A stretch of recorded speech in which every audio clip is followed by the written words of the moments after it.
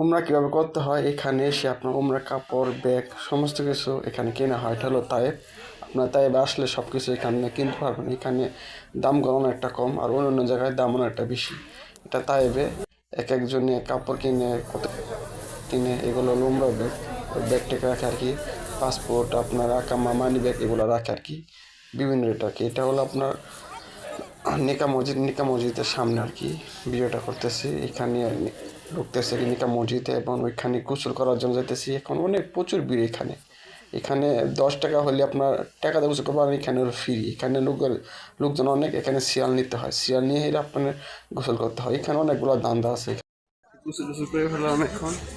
এখন উমরার জন্য 2 রাকাত নামাজ পড়বো আর কি। এইখান থেকে উমরা শুরু আর কি। সবাই গোসল করা শেষে আপনার 2 রাকাত নামাজ পড়ে তারপরে মক্কার উদ্দেশ্যে সবাই রওনা দেয়।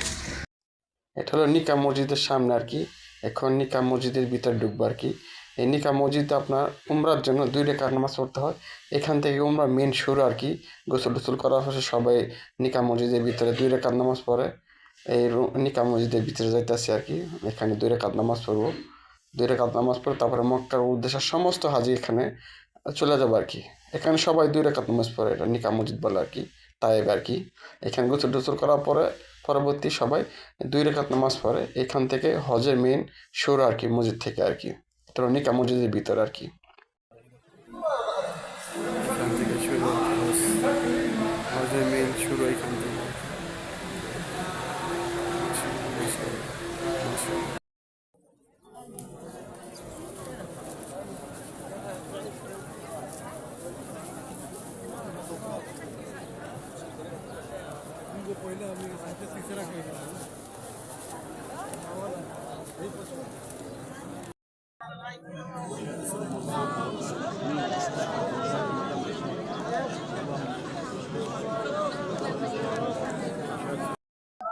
الله يعلمها يعني منافع نفع لكم مو هو এই সেই পাথর, যে পাথরে দাঁড়িয়ে হজরত ইব্রাহিম সাল্লাহ সাল্লাম কাবাকে তৈরি করে। এটা লিপে কাজ করে, লিপের মতো কাজ করে। ইব্রাহিম সাল্লাহ সাল্লাম এই পাথরে দাঁড়িয়ে কাবাকে তৈরি করে আর কি, অনেক উঁচা।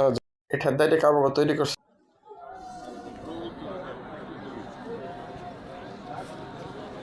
এটা হলো সাফা মারওয়া। এইখানে আপনার 7টা চক্কর দিতে হবে সাফা মারওয়াতে। আপনার এটা সাফা মারওয়া ওনারা কাজ করতেছে, সাফা মারওয়া ক্লিন করতেছে। এখানে 7টা চক্কর দিবেন। এখানে কিন্তু উমরার অনেক নিয়মকানুন আছে। সাফা মারওয়া থেকে 7টা চক্কর দেওয়ার শেষে আপনার চুল কাটতে হবে। এই যেমন আমরা এখন 7টা চক্কর দেওয়া শেষ করার পর আপনার চুল কাটতে হবে, তাহলে সে উমরা আপনার ওকে হবে। চুল করতে হবে এবং গোসল করতে হবে 7 চক্করের শেষে। এখানে দৌড় দিতে হয়, এখানে আপনার বাতি জ্বালানো আছে, এখানে দৌড় দিতে হয় আপনার।